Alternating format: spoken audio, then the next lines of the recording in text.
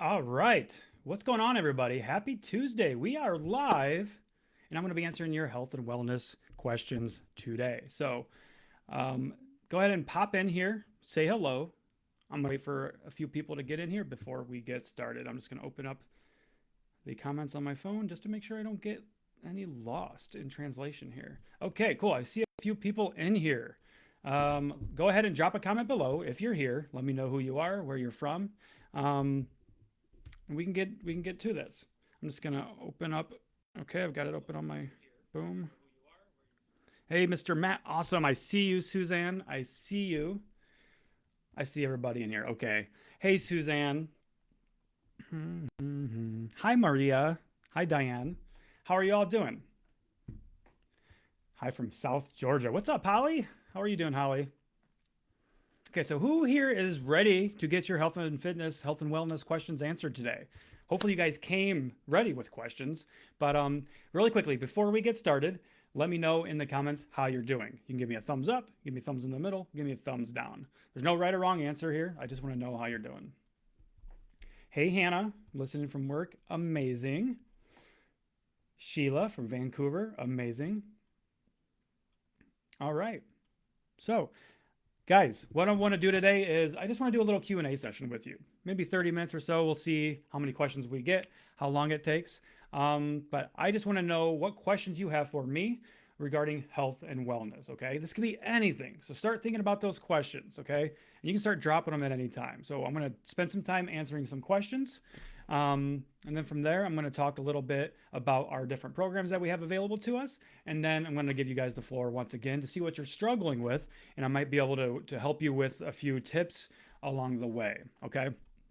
Hey, Kathy, I see you. Casey, what's up, Casey? How are you? Off topic, but you look so much younger with this facial haircut. Yeah, I agree with you. It's because I got rid of all the grays in the beard, you know? That's what was doing it for me. So, but thank you. I appreciate that. I'm enjoying the new haircut so far. Okay, great question. So our questions are rolling in, guys. So drop all your health and wellness questions below because I am going to answer them. Okay.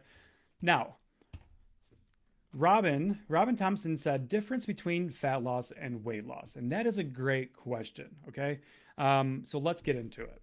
There's a big difference between weight loss and fat loss. Okay, so a lot of the times when we start a fat loss journey, we're actually thinking about a weight loss journey, right? So we have this number fixated on the scale, like, oh, I just want to lose 25 pounds.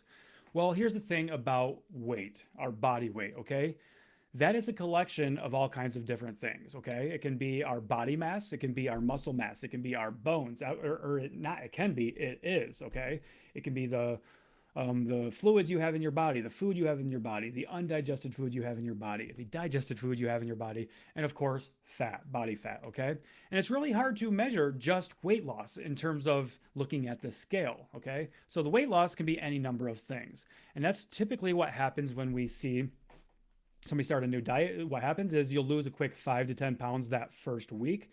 That's not fat. Okay. That's not fat.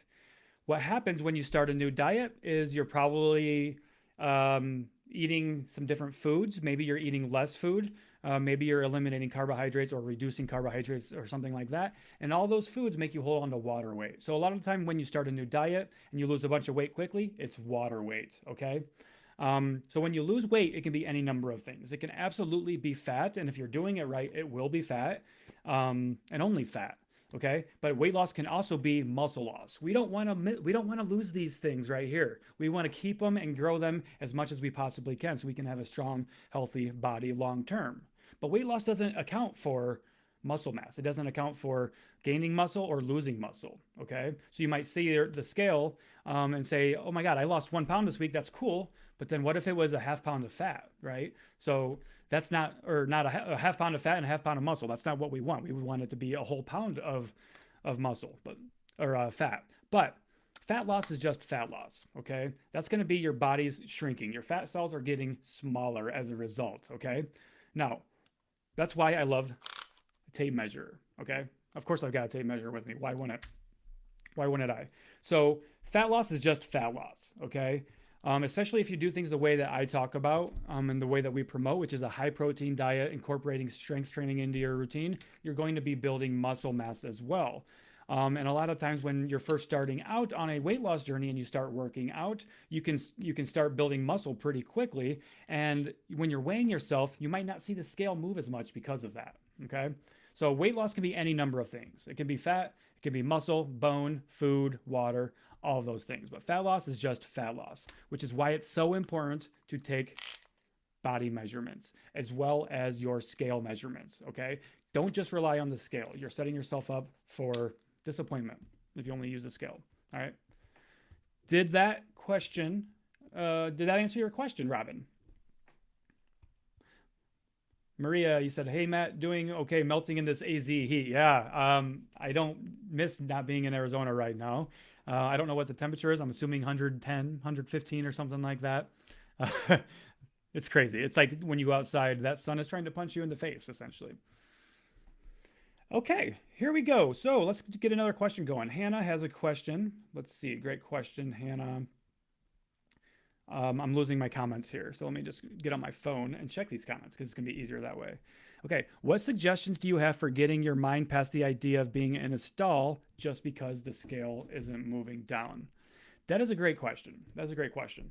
Um, well, it starts with not just looking at just the scale. Okay, so if we're only looking at the scale in our health and wellness journey, especially in a fat loss journey, like I said just a minute ago, you're setting yourself up for disappointment.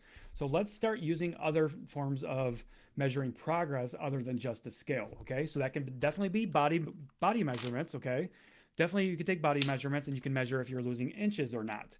But then we should also be looking at non-scale victories. Okay, maybe your overall health is improving, right? So maybe your blood pressure is improving, your cholesterol is improving, maybe you're building muscle mass, you're getting stronger in the gym, maybe you're hitting more steps, getting more steps consistently. So those are some things that you can look at other than just the scale that I would recommend. Um, but also, a lot of times when we're talking about a weight loss stall or a weight loss plateau, people will think that they're in a weight loss plateau or stall after just a week, and that simply isn't true. In order to be in a true plateau, we need to be giving it at least 30 days. Okay, 30. I don't know which way this is looking on the camera, but it's 30 days at least, and that means you're being consistent in those 30 days with your nutrition intake, so your calorie intake, your body measurements, your scale measurements. Okay, if after 30 days and you've been at least 80% consistent, and you're not and your body measurements aren't changing and your scale's not changing, then you can go ahead and start thinking about, well, maybe I am actually in a plateau. But if you're not at least 80% consistent, then we need to start there. Hopefully that helped, Hannah. Okay, Suzanne said, doing well, had a good workout earlier today and trying to really absorb the protein meal, not being afraid of carbs due to reaction to blood sugar spike. Love it. Yes. Your blood sugar is going to spike anytime you eat food. Doesn't matter what the food is, actually. And that's carbohydrates get unfairly demonized because of that. Like, oh my God, they've spiked your blood sugar. All food spikes your blood sugar after eating. That's not a bad thing. That's not a bad thing. That is a normal physiological response. That is how your body is designed to work. So definitely, we shouldn't be afraid of carbohydrates. There's nothing wrong with your blood sugar spiking. Unless, of course, you're diabetic, then be mindful of that. But my advice does not apply towards diabetics. You need some individualized advice from somebody like a registered dietitian or your doctor, which we have 2 registered dietitians on our team if you do need help with that.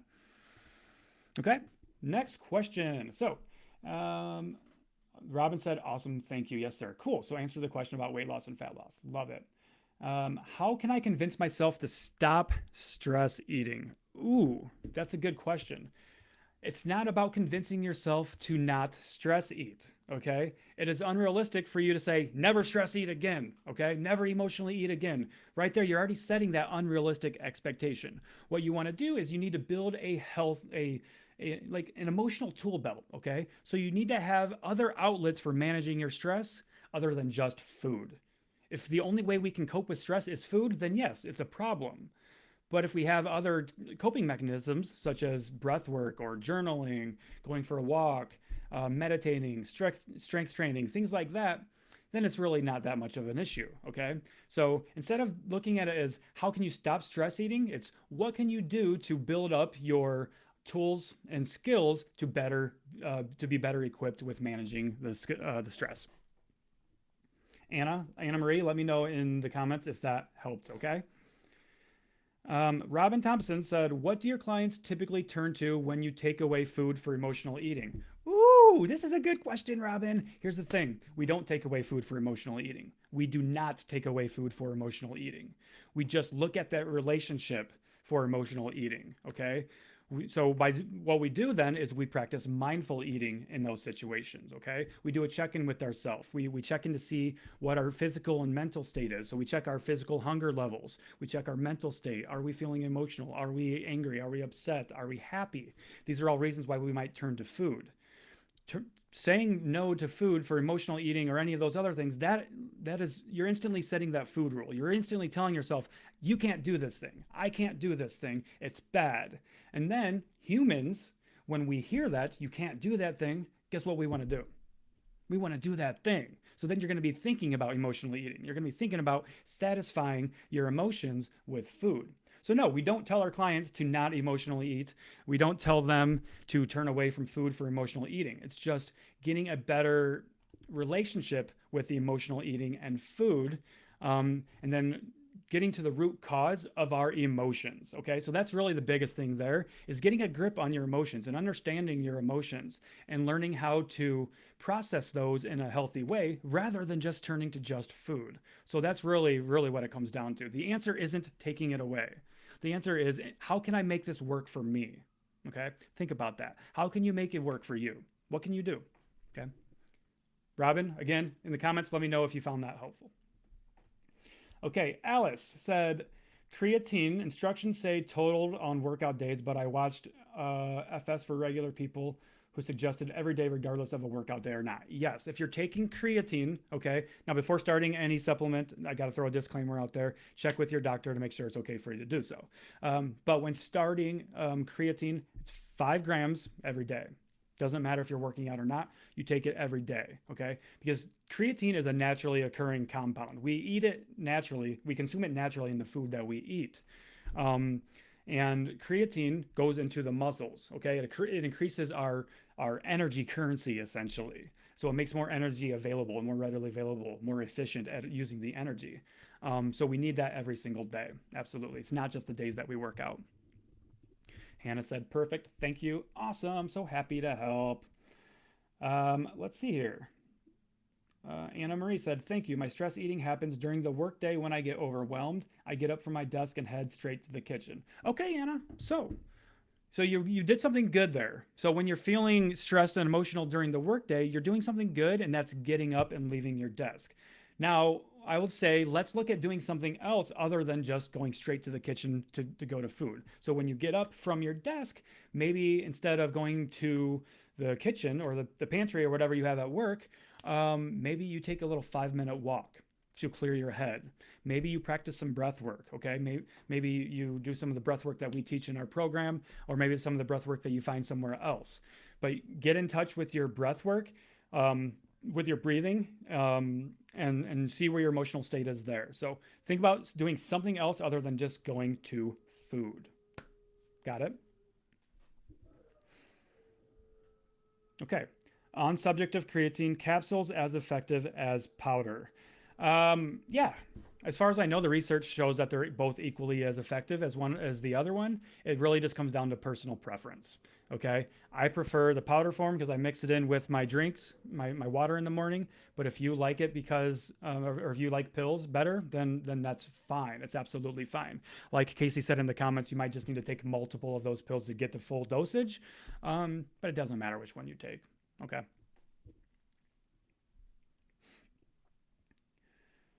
What is breath work? Ooh, that's a great question. I wish Jess was on here on the call with me. I saw her in the comments, but Jess is our behavioral and mindset coach.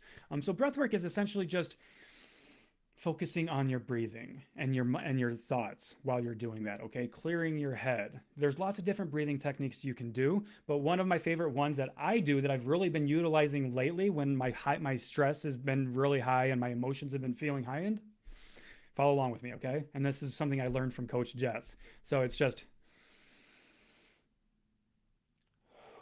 as you're breathing out, you can either say it out loud or think it to yourself. I am safe. Okay, this is a really great way to bring yourself back down when you're feeling heightened. I am safe. Okay, so that's one example of breath work. So it's just focusing on your breathing.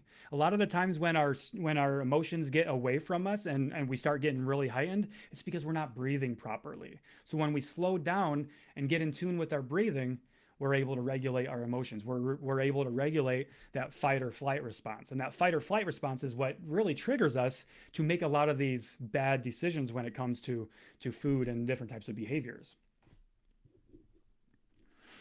Okay. Robin, did that help? Understanding what breath work is. And there's lots of different breathing techniques and strategies out there for different situations. And that's really what we work on with our clients as well, is helping them find a breathing technique and strategy that works for them and helping them implement it into their life so they know how and when to use it. Okay, Anna Marie had another question or a comment. She said, perfect, thank you. I work from home, so there are plenty of other options other than the kitchen. Hell yeah. Let me know, Anna, how some of those other options are going for you, or even let me know, like in a message or in the comments, what some of those other options are going to be, okay? You're going to hold yourself accountable by doing that. Okay, and so you're going to tell me, or in the comments, next time I'm feeling heightened at work, I'm not going to go to the food straight, or I'm not going to go to the kitchen straight away for food. I'm going to go do this instead. And then after you do that thing, if you still want the food, guess what we do? Then you give yourself permission to have food. You can have the food now, okay? But we're going to do it mindfully. We're going to eat it mindfully. That's really how it works. Okay, Robin said, love that. Thank you. Thanks for answering all my questions. My bad. Didn't mean to be asking a lot. Ask all the questions you want. That's what I'm here for. That's what this session is for. I want to answer your health and wellness questions. So everybody here, there's 14 of you all here. I know you've got some more questions for me. Keep them coming, okay? It can be anything. Yes, we specialize in weight loss, fat loss, but what we really specialize in is mindset and behavior change. So any questions, fat loss, strength training, mindset, all or nothing thinking, self-sabotage, all of these things are things that we work with our clients, and these are things that I can answer questions about right now, okay? All right, Hannah said, also don't hesitate to communicate to your boss that you're feeling a bit overwhelmed and need some support, even if it's in the form of training to help you manage. That's a great point there, Hannah. Your boss should be there to support you, okay? They want a healthy and happy workforce. If you're feeling stressed, you're not going to be a great worker. You're not going to be an efficient worker. You're not going to be focused. Your mind's going to be scatterbrained. So they want to support you. So lean on them. It's okay to ask for help. It's always okay to ask for help. Okay, Robin said, is there anything you wish you would have learned or incorporated earlier in your journey?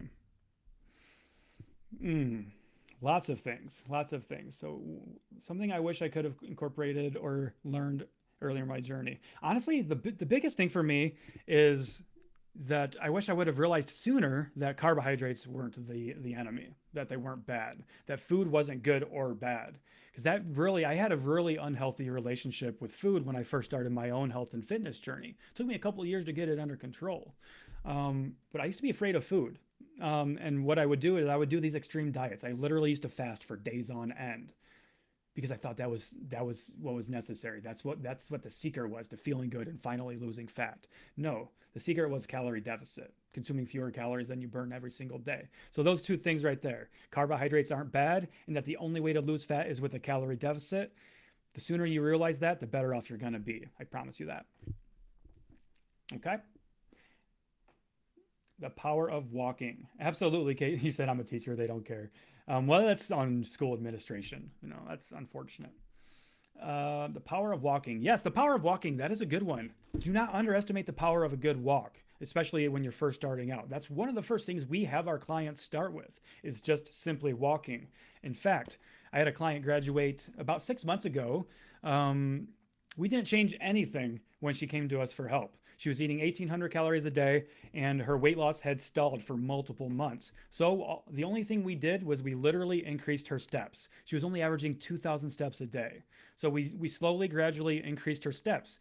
She would go for maybe a 10-minute walk on lunch after eating her lunch. She would park further away in the parking lot and things like that. With just making those changes over the course of 6 months, she lost 20 pounds just by increasing her physical activity. We didn't cut her calories super low. We didn't touch them at all. She was eating 1,800 calories when she started with us, 1,800 when she stopped with us. The only thing we did was we increased her step count gradually from 2,000 steps a day up to about 7,000 to 8,000 steps per day at the end of the 6 months. And the best thing is we didn't do it by she wasn't running. She wasn't doing excessive cardio. It was just the things that she was doing every single day that was adding up. Okay. Now, Anna Marie has another question. She said, me again, I can't seem to burn many calories at all throughout the day. Even walking 4 miles a day in the morning, 60 minutes, I don't hit 200 calories. Let's talk about this. And I just talked about this yesterday in our group coaching program and the live training that we did last night. Here's what you need to understand when it comes to burning calories. Your body is always, always, always, always burning calories. Always. When you're sleeping, your body's burning calories. Your body, that's your metabolism. So your body's always going to be utilizing energy because it's got to keep your organs pumping. It's got to keep you alive. That requires energy. So you're always going to be burning calories, okay? Now, in terms of burning calories from exercise, that is a really shitty way of looking at it, if I'm being completely honest with you. That can set up a recipe for a horrible relationship with exercise and your body because you're just simply looking at exercise as a way to burn calories. Rather, looking at exercise as a way to do movement that you enjoy, to be healthy, to be stronger, to live longer, and to feel good. That's really why we should be exercising. Exercise, there's 4 main components to fat loss, okay? And exercise is the least important factor in fat loss. That might shock you. I know, because you've been led to believe that fat loss comes from exercise. We just got to go burn a bunch of calories in the gym for an hour and then we're going to be good. No, it doesn't work that way. What you're doing outside of the gym the other 23 hours of the day is actually more important than what you're doing inside the gym. Not only that, but Anna, how do you know how many calories you're burning?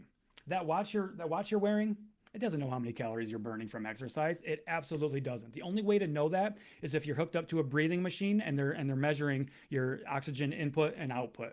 That's it. So your watch has no idea how many calories you're burning, and it's probably overestimating how many calories you're burning from exercise. In fact, there's research to show this, okay? I fucking love science. I love research. There's tons of research showing that activity trackers such as Fitbit and Apple Watches and Samsung Watches, whatever else is out there, they can be anywhere from 27% inaccurate all the way up to 93% inaccurate. Can you imagine if you were trying to figure out your calories and the method that you were using to figure that out was 93% inaccurate? No wonder why you're frustrated. No wonder why we're spinning our wheels, because we're using these fucking activity trackers to get how many calories we're burning, and we have no idea how many calories we're actually burning. We're overestimated. We're still eating too much. It's a recipe for disaster, okay? That's why you just figure out how many calories you need based on your overall activity level. So a good calorie calculator, such as the one that I have on my website, by the way, if you need a calorie calculator, if you don't know how many calories you need, comment the word calculator below, and I'll send you a link to our calorie calculator on our website. But TDEE, your total daily energy expenditure, that is what you base your energy burn off of, not from exercise. Okay. I know that was kind of a rant there, but that was a very important rant that needed to be said. Okay. Suzanne said, I get a little confused between calorie deficit and the increase of calories for the day. Suzanne, what do you mean by the increase of calories for the day? I'm not sure what you mean by that. So could you please clarify? Anna said, damn, thank you. You're welcome, Anna. Now, if you like that, imagine what it's like to get coaching by us.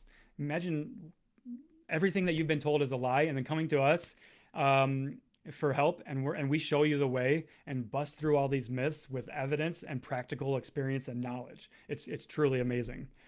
Okay.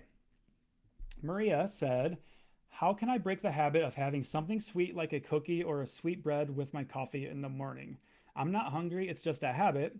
It's like they go hand in hand. I start out with coffee only, but always end up with something. Also, what's weird is when I was doing keto, I never had the urge for anything sweet with my coffee. I just waited for breakfast. So it's a habit, right?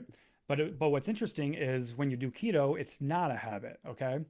So something about your morning routine is creating that habit. Now, here's the thing about habits. In order to get rid of a habit or to change a habit, you have to replace it with a habit, okay? So instead of turning to something sweet with your coffee in the morning, what other habit can you replace that with? Maybe instead of something sweet, you go for something satisfying. Maybe some protein or some complex carbs that are actually going to satisfy you and keep you satiated. Sweets don't do that for you, okay? And that's why keto probably worked for you in that situation because you're just eating more satiating food, if I had to guess.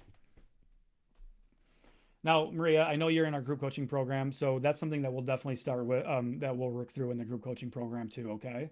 So no worries there. Lacine, you said calculator. I got you. I'll go ahead and actually, I'm going to drop that in the comments right now for anybody that wants it. And then after the fact, I'll send it on to you in a private message as well. Okay, so check the comments. I just put the calorie calculator in there. Okay, guys. All right, check some more comments here. You were just upped from 1,300 to 1,500 calories. That's why I asked. Gotcha, Suzanne. Um, so I'm assuming you were gone from 1,300 to 1,500 calories. That's why I asked. I don't know why your calories were increased. That would be something that your coach would have to elaborate on. I'm assuming it was your coach that did that. But a lot of times we will increase calories if we find that maybe you are not satisfied throughout the day. Maybe you're really hungry. Maybe you're getting cravings and things like that. That's one reason why calories would get increased. Because for fat loss, increasing your calories isn't going to do much other than maybe improve your adherence. So, but 1,300 calories, if I'm being honest, that was pretty low. So I don't know what your individual circumstances are there, but okay, let's see here. Any other comments?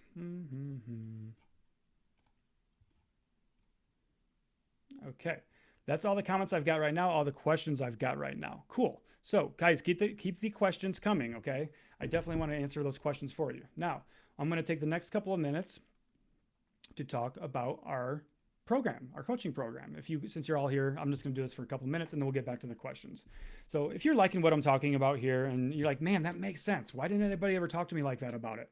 Guess what? That's what we do. We're no bullshit. We get to the bottom of your root cause with food, the issues with food, okay? We don't mask your issues with food. We don't teach restrictions. We don't teach rules.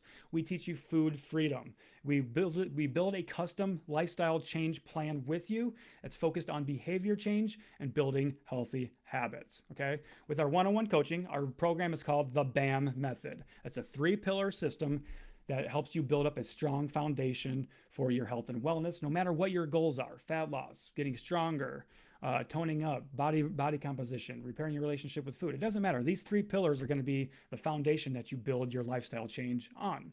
You get custom workouts, custom nutrition plan, custom nutrition coaching with us. You get one-on-one calls, 2 of them a month, with your head coach. You also get behavioral nutrition support from Coach Jess. So you've probably seen Coach Jess in our Facebook group. So you'll also be getting one-on-one access with her if you do the one-on-one coaching with us. We also do weekly live training. So just like I'm doing right now, we do these every week for our clients. Coach Jess is hosting one tomorrow on behavior and mindset change, okay? So we do one live training every week. You get full access to your coaches, complete accountability, guidance, and support. And you're really getting a strong community of other clients and other like-minded individuals that are there to support you so you can make those lifelong, lasting connections with people that are doing the same thing as you. So you can build up that support system. And our program is really done with you every step of the way. It's really, truly a lifestyle change program. So if that sounds good to you, if you're interested, if you want to hear more about what we're all about, drop the comment BAM below, and I'll reach out to you, and we can set up a free call with myself or Coach Jess on our team. It's only about 15 minutes or so. Get to know you a little bit, see what you're struggling with, what you're looking to accomplish, and we can see if coaching is a good fit for you. And then we can talk about the options for that. So again, if you are interested in one-on-one coaching with our exclusive BAM method program, type the word BAM below, and I'll reach out to you after the fact and get something going with you, okay? Now I'm just going to check comments again. Okay, I love this comment right here. So this comment is coming from Kathy, who is one of our clients. She said, listen, y'all, Matt is just hitting the tip of the iceberg of the wealth of info and support he and his team offer and provide. They are the best. Love being a client, learning so much and making so much progress in my health in terms of mind and body. Kathy, that is amazing. I am so fucking happy for you. And what I really love about what you said right there, you said mind and body. Because a lot of the times when we start a health and fitness journey, right, it's funny. We say, I'm going to improve my health. But then we start doing these diets that are actually destroying our physical health and our mental health in the process.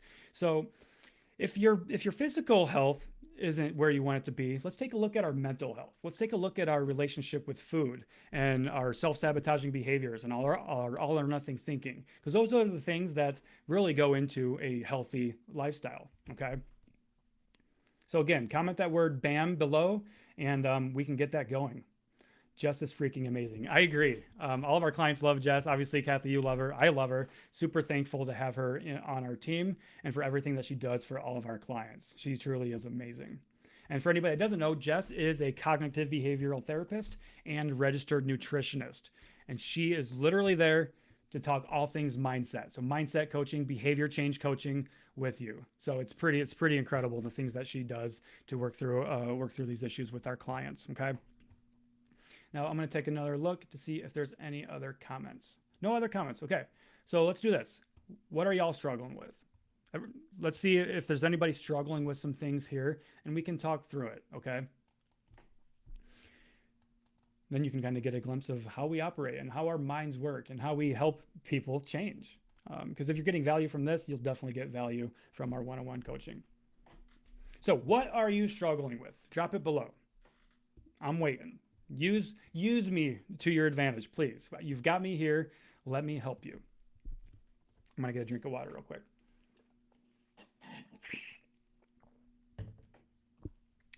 All right. Y'all aren't struggling with anything? Nobody's struggling? Oh, I mean, fine. Maybe the questions that I already got were your guys' struggles. So what we're going to do now, we'll go ahead and wrap things up. Unless there's any last minute questions or anything that come through, and it doesn't look like there are. Okay, there's a last minute one from Casey. How to stay on track when others in your home seem to be trying to sabotage you. Even if it's not their goal, they're just not on board. Yeah, well, guess what? You're an adult. I know, Casey. You're asking this question probably more generalized, but guess what? We're all adults here. We have the power to control how we respond to any given situation. If you sit here and say, "Oh, my husband is sabotaging my progress because he keeps bringing cookies into the house," that's bullshit. You are neglecting to take responsibility for your own actions.